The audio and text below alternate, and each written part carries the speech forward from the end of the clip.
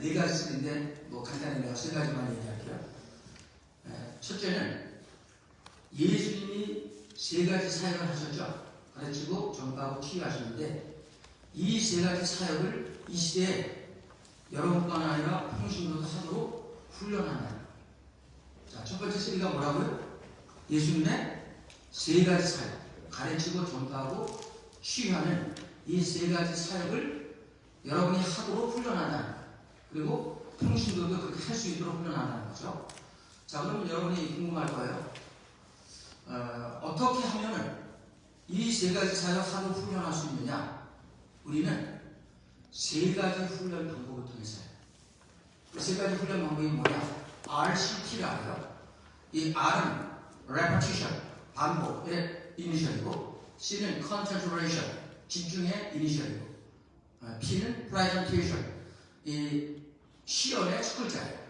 그래서 반복, 집중, 시연, 이 세 가지 방법으로 훈련하니까 예수님이 하신 세 가지 사역을 하게 되더라는 거예요. 자, 그러면 무엇으로 교제하느냐, 무엇으로 훈련하느냐? 그것은 여러분이 가진 책이 있죠, 두 권.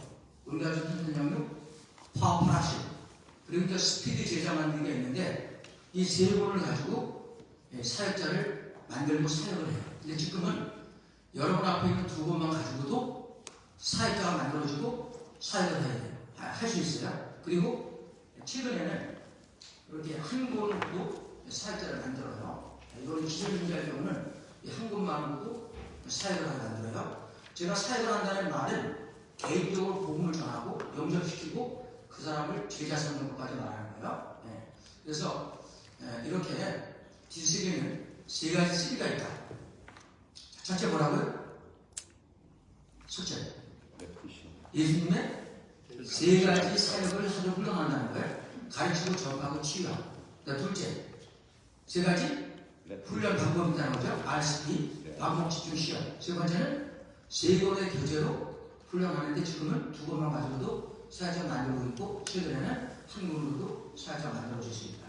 자, 여기까지 이해가 가셨죠? 자, 그러면 아까도 말씀드렸지만 지구촌에는 많은 제자하는 시스템이 있는데 D3 전도 중심만 가지고 있는 독특성이 뭐냐는 거죠. 이거를 아셔야지만 이것을 해야 될 이유를 알게 될 거고 여기에 집중하게 될 거예요. 자, 첫 번째, 심플리서티, 단순성. D3는 아주 단순해요. 왜 단순해야 되는지 아세요?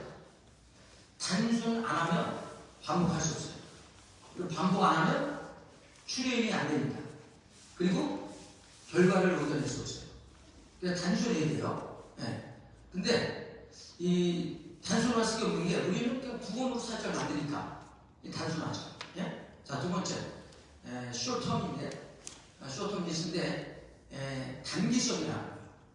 자, D3는 지금 우리가 훈련 전체 시간이 18시간이잖아요. 근데 좀 빼면서 한 18시간, 17시간 하는데 17시간 훈련을 통해서 사역자를 만들어내요. 그렇게 내가 얘기를 하면 기존에 제자를 하는 사람은 나고 정신 나간 사람이라고 이렇게 비난을 해요. 근데 제가 18시간 말하는 거는 제가 뭐 그냥 발표하는 게 아니고 이미 사례가 나온 걸 얘기하는 거예요. 제가 원래 이름은 D3 양육 시스템인데 한동안 세계에서 가장 빠르게 평신도를 사역자로 만드는 시스템이라는 평가를 받았어요. 근데 제가 어디에 한계가 부딪혔냐면 교재를 통해서 훈련받고 다 그래 갔는데 문제는 리프로덕션이 안 되는 거예요. 재생산이 안 돼요. 전도가 안 되는 거예요. 이게 모든 제자의 시스템이 갖고 있는 고질적인 문제예요. 근데 주님께서 저에게 이제 이 문제를 해결할 수 있는 어떤 전환점을 주셨는데 제가 이제 동신교회 유임 목사를 청년 받아갔는데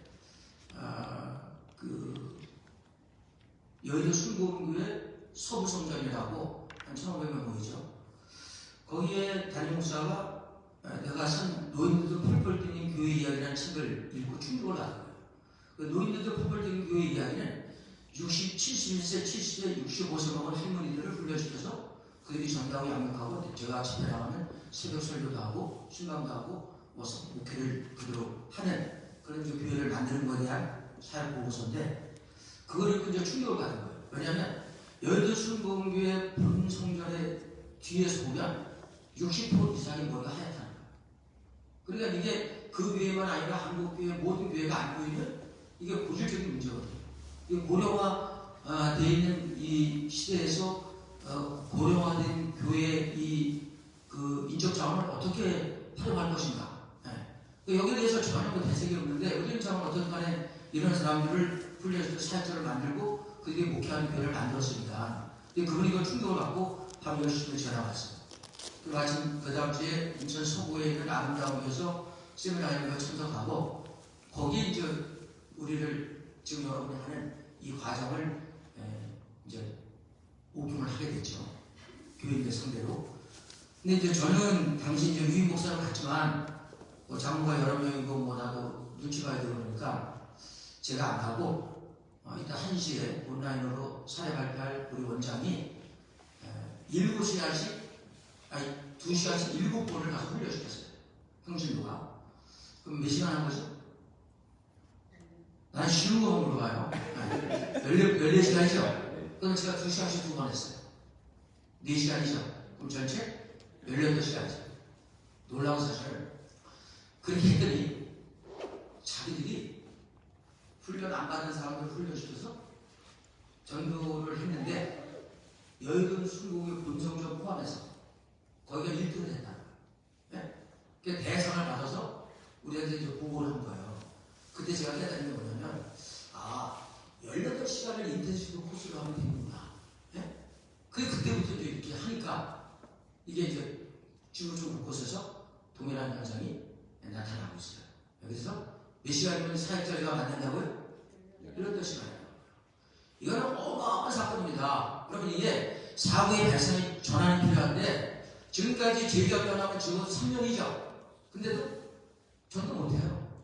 전도 안 합니다. 못하는 게 아니고. 제자 못 싸워요. 근데 18시간이나 사역자 만들어 보면 그렇게 할 수 있도록 길을 열어줘요. 자, 그 다음 세 번째 뭐냐면 보충성이에요. 이게 이제 제가 지금 말씀드렸지만 제가 몇 시간 만에 사역자를 만든다고요? 그러니 그 사역자가 집이 어떻게 했어요? 뻔하죠. 그거 집이 뭐 뻔하잖아요. 그리고 뭐 스킬도 그렇고 신앙 인격도 그럴 거 아니에요. 아니 새신자도 18시간에 사역자 만드니까 어디는요? 이런 경우도 있었어요. 교회 양육궁이 하는데 전도 대상자가 온 거예요. 원래 오면 안 돼요. 근데 그 사람은 어떻게 왔어요? 근데 내가 강의하다 구원의 학생이니까 당연히 없겠죠. 그래서 거기서 내가 복음을 제시하고 연결을 시켰어요. 그리고 끝까지 훈련 받았어요. 그리고서요, 그 다음 주에 그 세례를 받고 사역자 임명식을 받고 그 사람 하나가 변화되니까 불과 몇 개월 만에 2배로 부흥했어요. 자기 남편도 전도하고 집도 가까이 오고. 그러니까 거기는 그냥 뭐 얼마 만에 그냥 사역자 만들어진 거죠. 새신자가. 넌 크리스찬이. 그러니까 이제 그런 일도 있기 때문에 이 사람들이 근데 그 짧은 시간에 사역자 만들어지기 때문에 그런 성숙도나 스킬이나 이런 것에 미비한 것을 디스플레이는 어떻게 해야 되느냐? 보충을 한다. 이게 기존의 제자하는 시스템은 전혀 다른 개념이에요. 자, 모든 제자하는 시스템은 그레이드가 다른 거예요. 세가족반, 뭐 초급반, 중급반, 고급반, 그다음 뭐 베델이나 크로스 예약시다고 많은 프로그램이 있잖아요. 전도 구파림이 다 다양한단 말이에요. 근데 우리는 그게 아니고 그 사람이 지금까지 훈련받은 거를 써먹을 수 있도록 보충을 계속해요. 계속. 그래서 이 보충을 하는 게 디시플린은 굉장히 독특한 거예요. 제가 두바이에 몇 번 갔는데 두바이에 제일 유명한 데가 뭐죠? 안 가보셔서 몰라요? 호텔이죠. 두바이 몰. 호텔? 두바이 몰 유명하잖아요. 세계 3대 명수 중에 하나잖아요. 이제 제가 거기 사회 끝나고 쇼윈도를 지나가는데 너무나 멋있는 시계가 있는 거예요. 그래서 제가 살라고 시계 하나가 얼마냐? 4억 5천만 원. 미친 줄 알았어요. 아니 그게 무슨 말이 됩니까? 4억 5천만 원이라는 게 시계가. 네? 내가 하도 어이가 없어서 그냥 나왔는데 시계는요 시간을 묻으면 장식품이잖아요. 그죠? 네. 배터리가 없으면 끝나는 거잖아요. 그럼 성도의 존재 이유가 뭐냐? 전도인데 이 성도가 전도하도록 계속 에너지를 주고 보충을 하지 않으면 성도가 전도를 안 하면 존재 의미가 없잖아요. 네? 그래서 이 계속 보충을 안 하면 네? 결국 그 성도다운 삶을 못 사는 거예요. 근데 지금까지 교회는 예배만 드리지 이 사람이 그렇게 하도록 보충을 안 하는 거예요. 네? 이 디스리는 시스템적으로 이거를 보충하도록 되어 있어요. 네? 그래서 세 번째가 보충성이 독특성이고 참고로 말씀드렸는데 여러분 자전거 혹시 비싼 거 얼마 전에 타봤어요? 자전거? 네, 자전거를 저는 1,000만 원짜리 타봤는데 2,000만 원짜리 있더라고 자전거가. 근데 진짜 자전거 좋더라고. 근데 그 자전거는 페달을 계속 안 밟으면 쓰러지죠. 네. 놀라운 아인슈타인도 그 얘기 하더라고. 네? 그러니까 계속 이 보충을 안 하면 균형을 잃기 때문에 무너진다는 거죠. 그러니까 이 성도가 계속 사역을 하게 하려면 보충을 안 하면 안 돼요. 네. 그래서 디스리는 계속해서 다양한 방법으로 보충을 한다. 그러니까 네 번째는 개별성이에요. 네. 통일성. 자, 모든 제자들 시스템에서는 단계별로 텍스트가 달라요. 네? 그러니까 새신자가 쓰는 텍스트하고 초급반, 중급반, 고급반 다 사역자반 다 다릅니다. 교자가. 근데 디스리는 이 두 권 가지고 사가족도 쓰고 사역자도 써요. 다시요. 디스리는 사가족도 이걸 쓰고 사역자도 이걸 써요. 그러면 사가족에겐 이게 무슨 용일까요? 쉬운 거 보면 사가족에게 이게 무슨 용이냐? 양육용이죠. 그다음 사역자는 훈련용이죠. 이게 무슨 얘기냐면 내가 아까도 얘기했지만 지금까지는 모든 어떤 칼이나 분학이나 모든 데가 이 교재를 단계별로 초이스를 했는데 그게 아니고 우리는 세 가족이든 기신자든 이거 하나로 양육받고 사역을 하도록 훈련한다. 아시겠죠? 그래서 이 통일성의 독특성이 있다. 자, 다섯 번째 개별성이다. 자, 디스리는 지상명령을 누구에게 한 거냐? 이건 모든 그리스도에게 한 거거든요. 그럼 모든 그리스도인이 한 사람 한 사람이 그리스도의 제자로 살아가야 되고 지상명령에 순종해야 돼요. 근데 지금까지 모든 제자로 시스템은 소그룹에서 성경 공부용이지 그 사람이 그렇게 제자를 삼도록 하지 않게 돼 있잖아요. 포커스가. 근데 디스리는 처음부터 이 교재가 이렇게 간단한 거는 평신도가 이걸 가지고 습득을 해서 자기가 누굴 만나는지 복음을 전해서 구원받게 하고 이걸 바로 양육에 들어가는 이 맞는 거예요. 이따 이제 제가 여러분 요거 받았죠? 요거 말씀드리겠는데 이제 3분 보고 암송하고 요거만 가지고 다니고 바로 제자 삼을 수 있어요. 네? 어떻든 간에 그래서 이 두 권을 가지고 평신도가 각각 누구든지 1대1로 사역을 할 수 있도록 개별성을 독성을 가지고 있다. 그 다음 여섯 번째죠. 보편성이에요. 자, 주님이 모든 민족을 제자 삼으라 그랬죠. 그죠? 자, 그러면 나이, 학력, 은사, 상관없이 대상을 다 복음을 전하고 제자 삼아. 근데 사랑의 제자 훈련이 몇 살부터 몇 살까지 가능한지 아세요? 칼쌤이나 흔한 것도 안 가보셨어요? 네. 평신도는 33세에서 50세. 그 다음 목회자는 55세까지 가능해요. 근데 주님이 모든 민족을 제자 삼으라 했잖아요. 그죠? 그러니까 우리는 나이, 학력, 은사에 상관없이 다 해요. 저는 옥하는 목사님 65세에 교회를 갈 때 그때 그 71세, 70세, 65세 초등학교도 안 들어간 할머니들을 하나는 중퇴하고 하나는 초등학교 나오고 초등학교 안 들어간 할머니 이런 사람을 들여다가 불과 얼마 만에 사역자 만든 거 아닙니까? 예? 그러니까 우리가 생각을 바꿔야 돼요. 예? 학력, 은사, 티칭 은사 그거 있다고 제자는 하는 게 아니에요. 여자가 인류당 나오고 얼굴 이쁘고 얘나요? 아니잖아요. 예? 모든 그리스도인은 복음을 전하고 제자 삼아요. 예? 그래서 누구나 다 할 수 있도록 이 시스템이 되어 있다는 거예요. 예? 근데 제가 아까 말씀드렸잖아요. 초등학교 안 들어가는 분이 우리는 심지어 소경도, 내림도, 예? 문맹도 다 하게끔 되어 있어요. 원리가 있어요. 원리. 여러분 생각해 보세요. 주님이 그게 아닌데 모든 민족 제자 삼아라겠어요? 당시 우리처럼 이 학문이 직접 그게 수준이 낮은데 예? 무슨 공부한 사람이나 하고 티칭 은사 있는 사람이나 제자 삼을 수 있다면 주님이 가서 모든 민족 제자 삼을 하시겠어요? 아니라는 거죠. 예. 그러니까 우리는 성경 말씀을 그대로 믿고 저는 그대로 되도록 만든 거예요. 그래서 이렇게 보편성 누구든지 다 제자 삼도록 하고 있다. 그 다음에 이제 마지막이 경제성. 왜 경제성일까 이게? 왜요? 쉬운 거 물어보는데 두 번이면 되니까.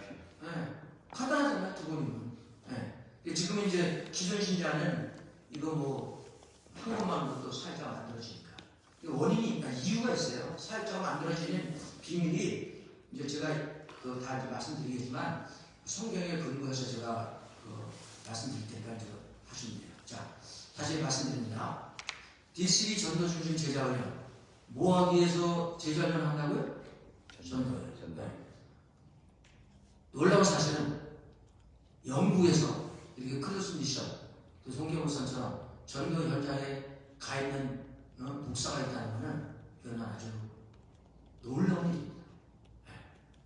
그래서 저는 굉장히 여러분 만나는 걸 자랑스럽게 생각하고 여러분이 잘하고 있지만 더 여러분이 하고 있는 일을 효과적으로 그러니까 여러분 중심으로 하고 있는 것을 모든 성도들이 하게끔 그래서 여러분이 하는 것보다 훨씬 효과적으로 열매를 맺게 하려고 제가 도우려고 온 거지 뭐 다른 이유는 없어요.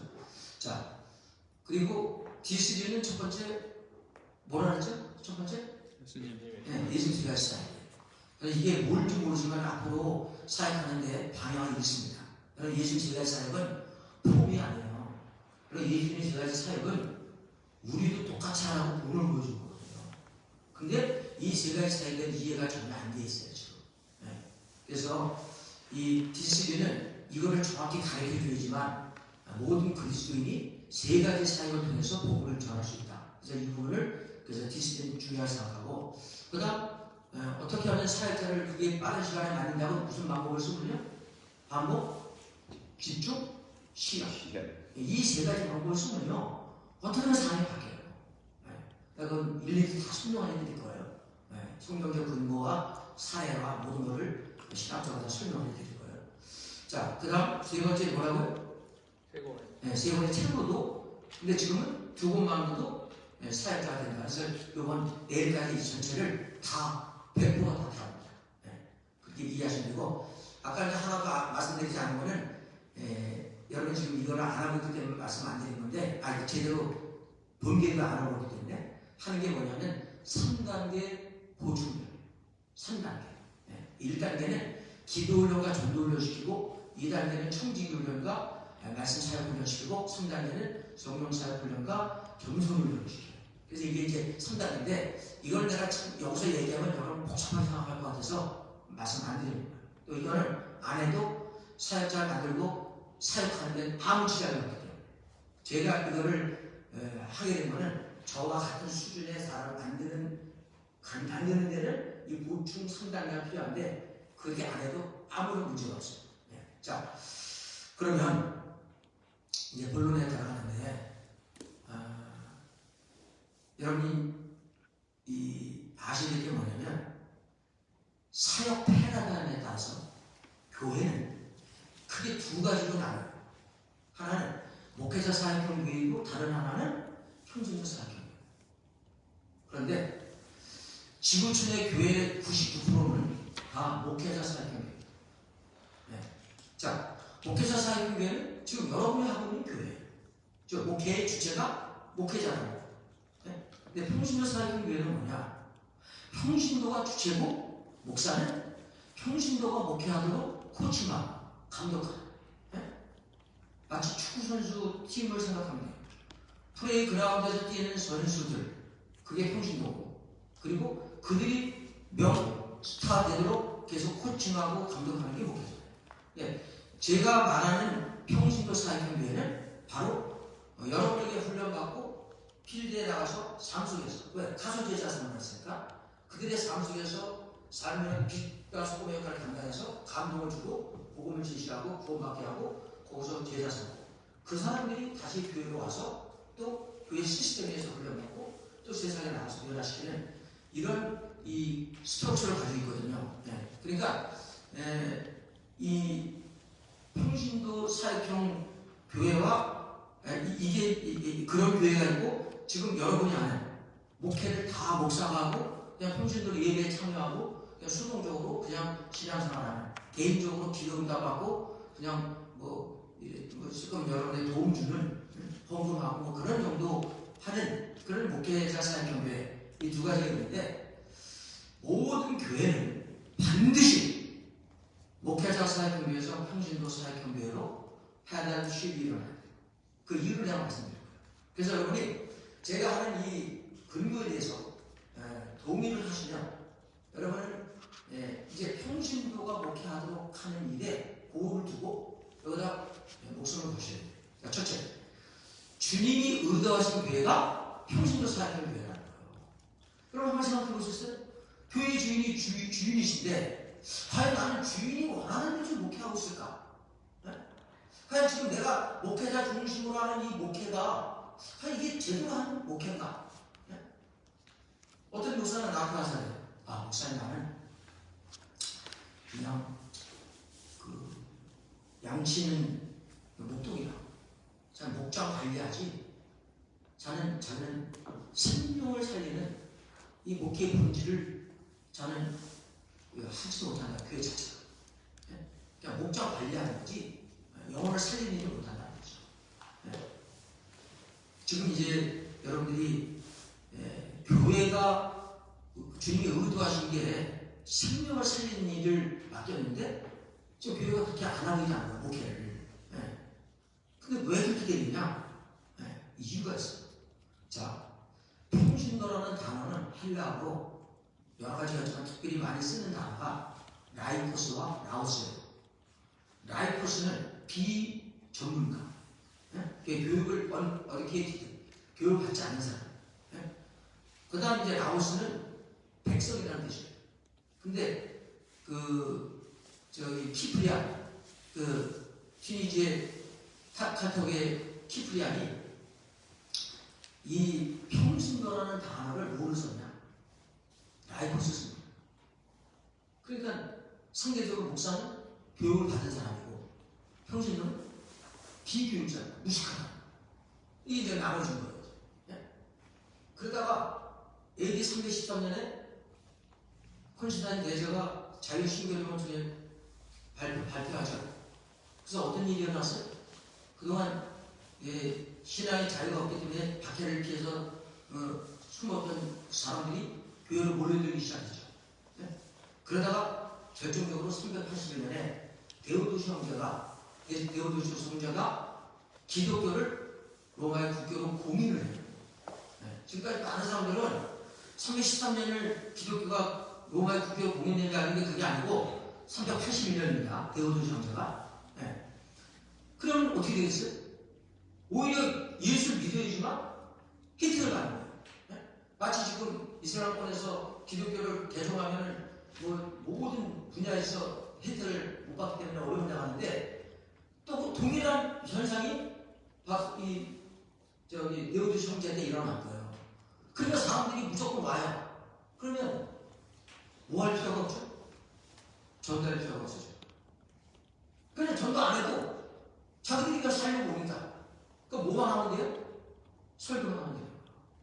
그래서 교회가 원래 영혼을 구원하는 교회인데 이 잘못된 이 우리 기독교가 극대로되는 과정에서 전도를 하지 않고 그냥 많은 사람들이 오니까 건물이 필요하고 그래서 건물 크게 짓고 거기서 목사 혼자 설교하고 이상한 괴물 같은 성경이 말하는 교회가 아닌 다른 교회가 만들어진 거예요. 네. 그래서 지금 안타깝게도 많은 사람들이 목회자가 설교자라고 해서 얘기하는데 그럼 목사가 어떻게 설교자입니다. 예수님이 우리에게 모델이신데 물론 설교회이죠. 근데 우리에게 보다 더 중요한 거는 복음 전도자죠. 예수님이 전도하고 오셨잖아요. 네? 예수님 설교하고 오신 게 아니라 전도하고 오셨잖아요. 네. 그러니까 이 교회 본질에 있어서 이 문제가 해결이 안 되니까 네? 사람들이 그냥 설교만 하고 그러니까 생명의 역사가 네? 성경이 말하는 만큼 안 일어나니까 네? 이게 계속해서 교회가 건강하지 않고 네? 그리고 목사만 설교하고 통신도들을 수동적으로 참여하니까 교회는 그렇게 빈약한 교회가 된 거죠. 네. 그래서 주님이 의도하신 원래 교회는 네, 평신도 사역교회예요. 네. 그래서 우리는 반드시 평신도들이 복음을 전하고 가르쳐 제자 삼는 평신도 사역교 교회로 패러다임 시फ्이 일어나야 된다. 자, 두 번째는 주님의 마지막 명령에 순종하려면 반드시 평신도 사역교 교회로 가야 돼요. 자, 우리가 이제 마태복음 28장 10절 20절이 주님의 지성명령인 거 다 알고 있죠. 근데 이 지성명령의 동사가 뭐뭐 나오는지 아세요? 마태복음 28장 쉬운 거 모르면 됩니다. 동사 첫째 가라 제자 삼아 가르쳐 지키게 하라. 그죠? 근데 이게요 당장 집에 가서 헬라어 원자 한번 보세요. 본문 보시면 본동사는 하나밖에 없어요. 본동사 뭘까요? 마데투사. 그럼 다른 건 다 뭐냐? 가라는 거는 포리오스 때 쓰는 에오레스트예요. 과거 분사예요. 그 다음 가르치라는 거는 현재 분사. 세례주라는 것도 현재 분사예요. 그러니까 지키가는 투부정사의 부사절 문법이고. 그러면 주님의 마지막 명령이 뭐예요? 제자 삼으라는 거잖아요. 어디서? 세상에서 가서. 근데 지금 우리 교회는 뭐예요? 교회 안에서 성경 공부하잖아요. 네? 여기서 생각해보세요.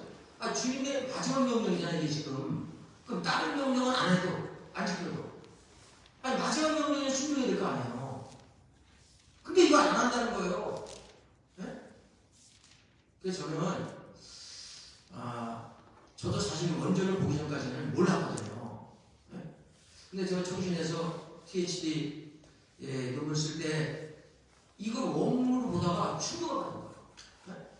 이야, 이게 지금 내가 여태까지 속었구나. 네?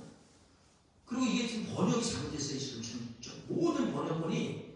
그래서 영어 성경은 NIV냐고 킹제임 버전이나 다 go and wait 뜻이야. 동사가 두 개로 돼 있어요. 네. 물론 이제 그 포드 센텐스가 이게 과거 분사이기 때문에 번역상 문제가 있지만 어쨌든 간에 번역을 분동사를 두 개로 해놔가지고 이게 오역을 하는 거죠. 그리고 이 제자 삼으라는 명령에 대한 그 강조가 약해졌어요.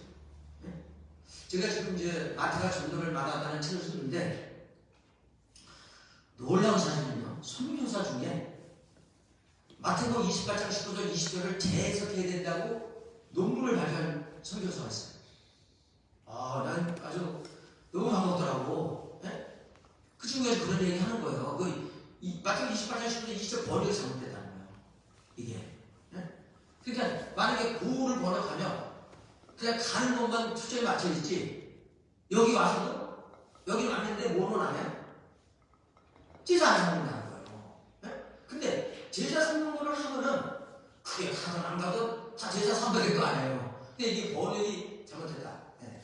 그래서 저도 그건 내가 원래 생각하고 있는 건데 그렇게 이 친구가 그렇게 한 거 깜짝 놀랐어요. 네? 그것도 이렇게 분석하다는 아니고 그래도 꽤 유명한 친구가 한 건데 제가 그래서 이제 여러분이 아시는 거는 결국 주님의 지상명령에 순종하는 장소가 결국 세상이다. 그러면 세상에 이 교회 구성원 중에 99%가 세상에 있는데 우리 목사와 공부 교회 안에 있지 다 삶의 현장 장소가 세상인데 그럼 평신도들이 결국 사역을 안 하면 주님의 지상명령에 순종은 불가능하다는 거예요. 그러니까 모든 평신도들이 주님의 말하는 지상명령에 순종하도록 하려면 해야 되니까 당연히 평신도 사역교회로 가야 됩니다. 제가 지금 이제 사역의 방향이 이제 유대인 선교에 지금 포커스가 맞췄고, 그 다음에 이제 전세계 다니면서 제자훈련을 보고를 해요. 근데 이 옛날에는 그래서 이제 지금 뭐 많으면 한 달에 4번을 해외를 가요. 아프리카를 가도 주일 저녁에 가서 토요일하고 가요. 아프리카를 가요. 그럼 아프리카 내가 사회 잡아가려면 비행기 가서 차 타고 60시간 걸립니다. 그런데 가도 잠깐 토요일까지 오고, 그런데 이제 보통은 그냥 2-3번은 가요. 그래서 이제 항공 승무원만큼 비행기를 많이 타는데, 지금은 그런데 이제 과거에는 국내에 살 때는 제가 뭐 세미나 엄청 많이 했어요. 그래서 오늘 여러분이 몇 회라고 돼 있죠? 2회죠. 그러니까 어마어마한 거죠. 이거 본격적으로 시작한 거는 2014년부터 아니고 처음 시작한 거는 2007년도였을까. 그냥 뭐 지금 국제적으로 평가하는 것은 제자훈련에서 제가 제일 앞서 있다고 평가를 국제적으로 받고 있어요. 근데 어떤 간에 국내에 살 때 그 강원도에서 제일 큰 교회 목사가 참석했어요. 석조중앙교회입니다. 통합축교회예요. 그분이 12명 부격자를 앞에 앉아있다는 뭐 원래 많이 가다가 노인인데 끝나고 나서 나한테 뭐라 하는지 아세요? 목사님, 나는 오늘 너무나 충격받아요. 작년 통합청에서 총회장 지휘를 맡고 있고 강원 제일 큰 교회니까 90년대 한 3,000명 모였으니까 그러니까 이제 그 목회를 잘하다 소문 받고 그리고 대단한 평가를 받는데 목사님 강의 들어보니까 교인은 많은데 내 제자가 한 명도 없대.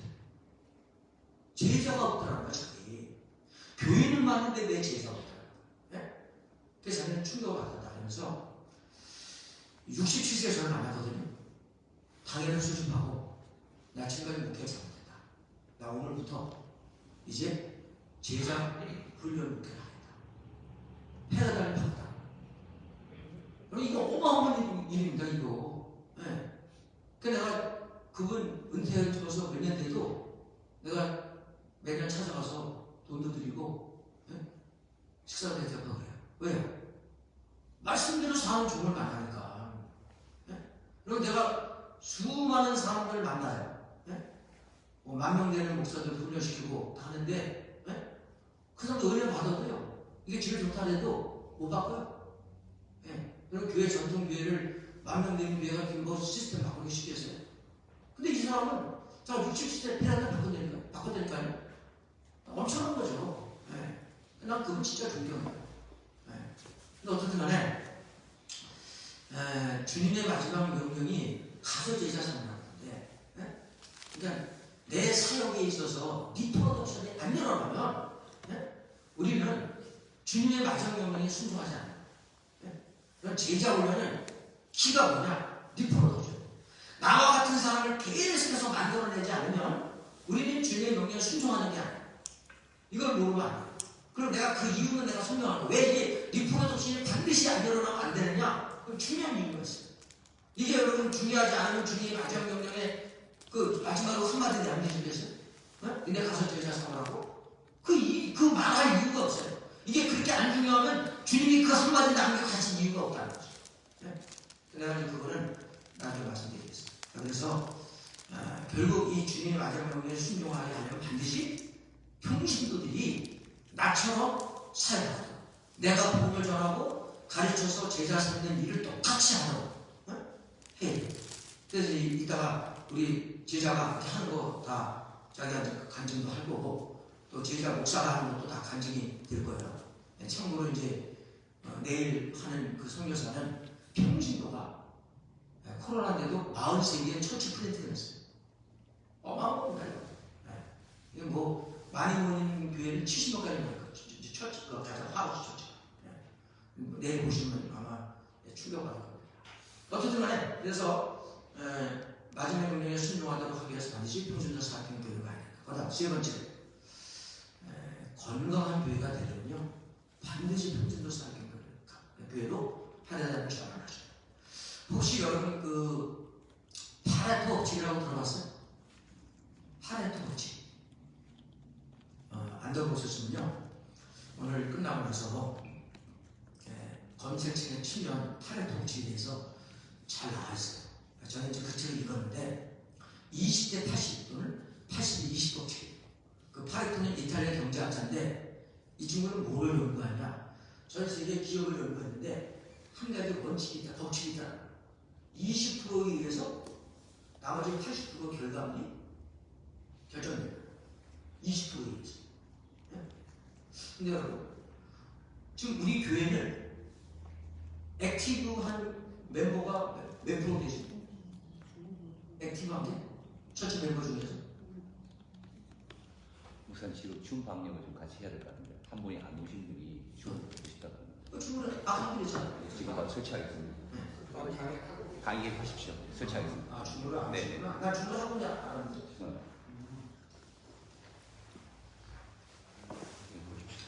아까는 뭐 이렇게 선생님 이거는 지금